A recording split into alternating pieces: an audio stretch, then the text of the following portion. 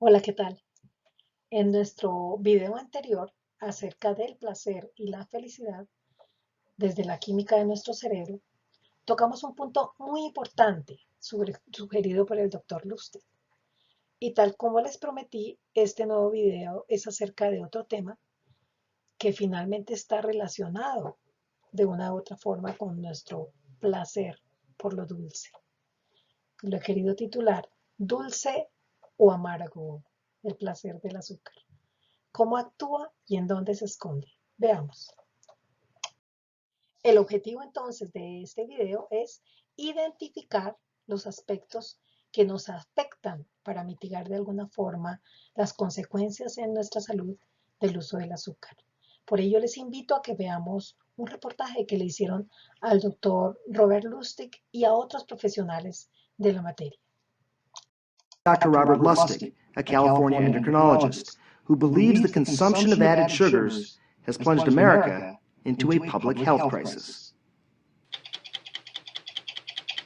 Is sugar toxic? I believe it is. Do you ever worry that just sounds a little bit over the top? Sure, all the time. But it's the truth. Dr. Robert Lustig is a pediatric endocrinologist at the University of California, San Francisco, and a pioneer in what is becoming a war against sugar. Deep breaths. Motivated by his own patients, too many sick and obese children, Dr. Lustig has concluded that sugar, more than any other substance, is to blame. What are all these various diseases that you say are linked to sugar? Obesity, type 2 diabetes, hypertension, and heart disease itself. Lustig says the American lifestyle is killing us. And most of it, you say, is preventable. 75% of it is preventable. While Dr. Lustig has published a dozen scientific articles on the evils of sugar, it was his lecture on YouTube called Sugar, the Bitter Truth that brought his message to the masses. I'm standing here today to recruit you in the war against bad food. By bad food, Dr. Lustig means the obvious things, such as table sugar, honey, syrup, sugary drinks, and desserts, but also just about every processed food you can imagine, where sugar is often hidden. Yogurts and sauces, bread, even peanut butter. And what about the man-made, often vilified sweetener, high fructose corn syrup? Is it worse than just table sugar? No, because it's the exact same. They are basically equivalent. Problem is, they're both bad. They're both equally toxic. Since the 1970s, sugar consumption has gone down nearly 40%. But high fructose corn syrup has more than made up the difference. Dr. Lustig says they are both toxic because they both contain fructose. That's what makes them sweet and irresistible. We love it. We go out of our way to find it. And I think one of the reasons evolutionarily is because there is no foodstuff on the planet that has fructose that is poisonous to you. It is all good. So when you taste something that's sweet, it's an evolutionary Darwinian signal that this is a safe food. We were born this way. We were born this way. Central to Dr. Lustig's theory is that we used to get our fructose mostly in small amounts of fruit, which came loaded with fiber that slows absorption and consumption. After all, who can eat 10 oranges at a time? But as sugar and high fructose corn syrup became cheaper to refine and produce, we started gorging on them. Americans now consume 130 pounds per person a year. That's a third of a pound every day. Dr. Lustig believes those sweeteners are helping fuel an increase in the most deadly disease in America, heart disease. For years, he's been a controversial voice. Here is our oral isotope. But now studies done by Kimber Stanhope, a nutritional biologist at the University of California, Davis, are starting to back him up. She's in the middle of a groundbreaking 5-year study which has already shown strong evidence linking excess high fructose corn syrup consumption to an increase in risk factors for heart disease and stroke. That suggests calories from added sugars are different than calories from other foods. The mantra that you hear from most nutritionists is that a calorie is a calorie is a calorie. And I think the results of the study showed clearly that is not true. Stanhope's conclusions weren't easy to come by. Nutrition studies are expensive and difficult. Stanhope has paid groups of research subjects to live in this hospital wing for weeks at a time, under a sort of 24-hour lockdown. They undergo scans and blood tests. Every calorie they ingest meticulously weighed and prepared. They're never out of our sight. So we do know that they are consuming exactly what we need them to consume. And they're not sneaking any candy bars on the side. Yeah, exactly. For the first few days, participants eat a diet low in added sugars, so baseline blood levels can be measured. So remember, you guys have to finish all your Kool-Aid. Then 25% of their calories are replaced with sweetened drinks. And Stanhope's team starts drawing blood every 30 minutes around the clock. And those blood samples?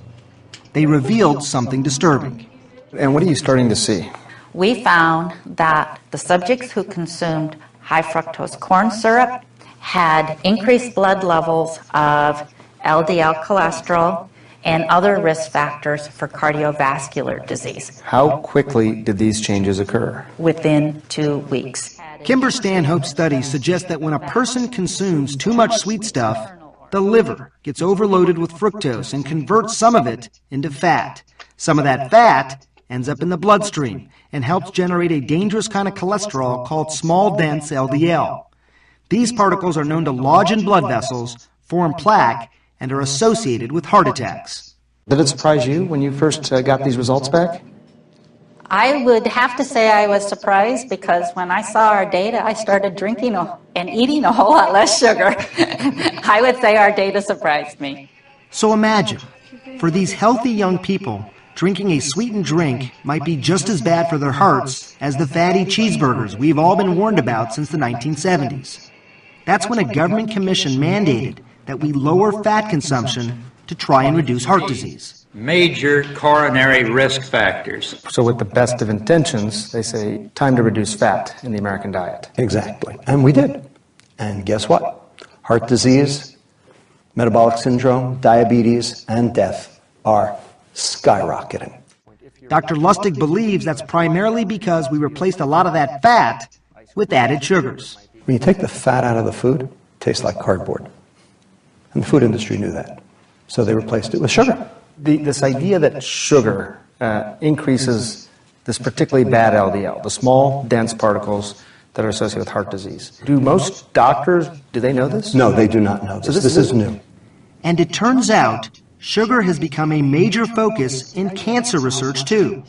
Lewis Cantley is looking at the connection. If you limit your sugar, you decrease your chances of developing cancer. Absolutely. Cantley, a Harvard professor and the head of the Beth Israel Deaconess Cancer Center, says when we eat or drink sugar, it causes a sudden spike in the hormone insulin, which can serve as a catalyst to fuel certain types of cancers. What we're beginning to learn is that insulin can cause adverse effects in various tissues. And of particular concern is cancer. Why? Nearly a third of some common cancers, including breast and colon cancers, have something called insulin receptors on their surface. Insulin binds to these receptors and signals the tumor to start consuming glucose. So this is your body eating. Every cell in our body needs glucose to survive. But the trouble is, these cancer cells also use it to grow. So if you happen to have a tumor that has insulin receptors on it, then it will get stimulated to take up the glucose that's in the bloodstream. So rather than going into the fat or the muscle, the glucose now goes into the tumor, and the tumor uses it to grow. So you've just seen that tumor turn blue, which is essentially reflective of the glucose going into it. That's right. So these cancers, much in the same way that muscle will say, hey, I'd like some of that glucose. The fat says, I would like some of that glucose.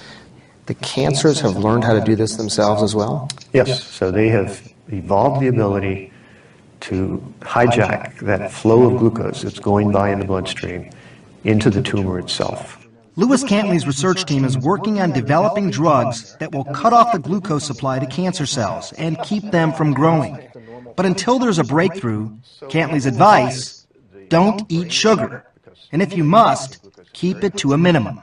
In fact, I live my life that way. I rarely eat sugar. When you see a sugary drink, or if I were to offer you one, with all that you know, what's going through your mind?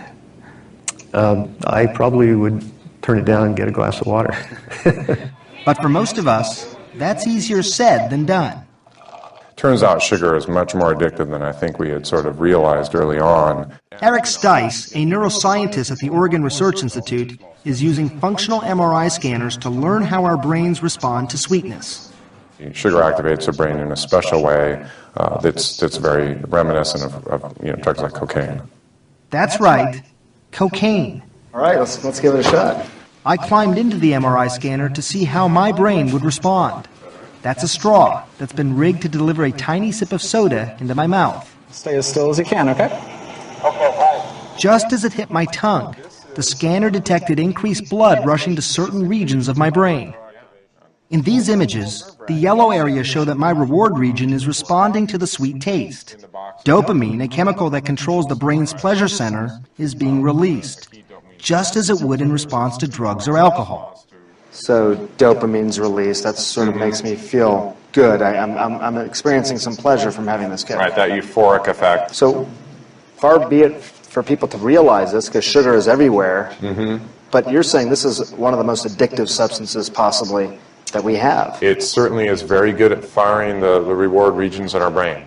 Eric Stice says by scanning hundreds of volunteers, he's learned that people who frequently drink sodas, or eat ice cream, or other sweet foods, may be building up a tolerance, much like drug users do. As strange as it sounds, that means the more you eat, the less you feel the reward. The result? You eat more than ever. If you overeat these on a regular basis, it causes changes in the brain that basically it blunts your reward region response to the food, so then you eat more and more to achieve the same satisfaction you felt originally. Bueno, pues la buena noticia es que, como dice el doctor Lustig, el 75% de las enfermedades que se producen en nuestro organismo por ese exceso de azúcar se pueden prevenir.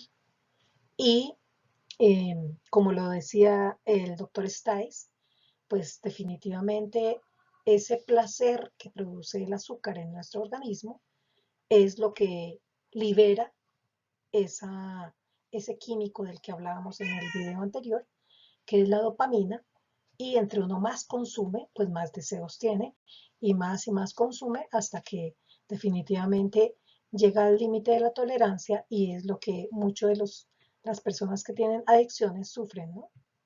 Entonces, pues de aquí lo más importante es rescatar ese último pedacito, porque el tema de la dopamina como neurotransmisor hace mucho sentido al pensar en que se puede llegar a tener cierta adicción al azúcar.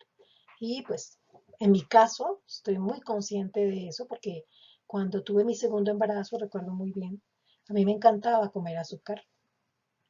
Era capaz de comerme un pocillo, una taza de lo que nosotros llamamos aquí en Colombia arequipe, o que se llama en México cajeta, y me la podía comer en una sola sentada. Entonces, realmente cuando en ese embarazo me detectaron diabetes gestacional, fue cuando ya fui consciente, y fue una ruptura forzosa, porque sufría de mucha ansiedad por el azúcar, hasta que pues poco a poco durante el embarazo me fue bajando, ¿no? Bien, y después de este video y de lo que les comento personalmente, pues me parece que conocer las enfermedades a las que estamos expuestas, las personas que somos fanáticas de lo dulce, nos ayuda a reducir un poquitito ese deseo de consumirlo. Estas son, entre otras, las enfermedades asociadas al azúcar, unas de ellas mencionadas por el doctor Lustig: la diabetes, la obesidad, la hipertensión, el síndrome metabólico, las enfermedades coronarias, la insuficiencia renal crónica y cáncer, entre otras. Me llamó mucho la atención cuando el doctor Stice habla de la química, cómo se activa, pero también lo que hablaba el doctor Candley de el cáncer, ¿no? Porque es como nuestro organismo es tan perfecto que cada día va desarrollando más habilidades, como la habilidad que tiene de tomar el azúcar para alimentar todas esas células cancerígenas, ¿no? Bien, y ahora vamos a ver en dónde se esconde o cuáles son los alias del azúcar, incluso disfrazados como productos saludables para la lonchera de nuestros niños o como productos dietéticos, según el doctor Lustig. 3/4 partes, es decir, el 75% de los más de 600.000 productos disponibles en las tiendas, en esos productos hay azúcar añadido. Y el secreto ahora es cómo lo detectamos. Y un buen comienzo para detectarlo es recordar el sufijo osa, presente en las palabras como sacarosa, maltosa, y que es usado en la química para nombrar los azúcares. Veámoslos. Tenemos fructosa, fructosa cristalina, glucosa, sólidos de glucosa, isomaltosa, maltosa, polidextrosa, sucrosa, sucarosa, sucromaltosa, dextrosa, dextrosa anhidra, dextrosa monohidratada. También hay otros que tienen la palabra almíbar o almidón o que están asociados con el maíz. Entonces hemos visto los que terminan en osa y estos que son, por ejemplo, el almíbar, almidón de maíz, almidón modificado de maíz, derivados del almidón de maíz, endulzante procesado derivado del maíz, sólidos de jarabe de maíz, cebada malteada, entre otros. Y también tenemos otros nombres que se utilizan que también están asociados al azúcar, como por ejemplo el lactato de sodio o el E325, la maltodextrina, betabel, que es lo que llamamos aquí en Colombia remolacha, caramelo, concentrados de jugos de frutas. El extracto de uva o de manzana, fíjense ese dato, tiene los mismos efectos. Y también hay alcoholes de azúcares como el manitol, sorbitol y el xilitol. Estos endulzantes se utilizan en muchos productos alimentarios etiquetados como light o sin azúcar. Bien, otras formas que tienen de mencionarse los azúcares escondidos son obviamente esos productos en donde tienen la palabra azúcar incluida, como el azúcar de caña, glass, higo, invertida, azúcar de remolacha, de repostería, de uva, azúcar moreno, moscabado, caña de azúcar. Aquellos en donde está la palabra jarabe, jarabe de arroz integral, jarabe de glucosa, perdón, de maíz, de malta, de maltosa, de malta de cebada, jarabe de malta de arroz, jarabe de sirope, jarabe de algarroba, de caña, de sorgo, de glucosa, jarabe de maíz alto en fructosa, jarabe de maíz de alta, jarabe invertido. Aquellos productos que tienen la palabra miel, miel de abejas, de malta, de maíz, de caña, o syrup, que es lo que se traduce como miel, syrup con sabor a miel, de agave, de arce, de maltosa. También hay unos productos en donde viene la palabra néctar de agave, panela, jugo de caña y melaza. Es muy importante tener en cuenta esta lista porque pues a la hora de hacer el mercado, pues podemos identificar más fácilmente que tienen azúcar. Y por ello, pues la recomendación fuerte de tratar de consumir la mayor cantidad de productos naturales y preparar nuestras cosas en casa utilizando algunos sustitutos como por ejemplo la stevia. Cuando somos muy consumidores de todas estas alimentaciones o productos que tienen azúcar, pues es muy fácil caer en la tentación y por lo tanto sufrir de un poquitito de ansiedad.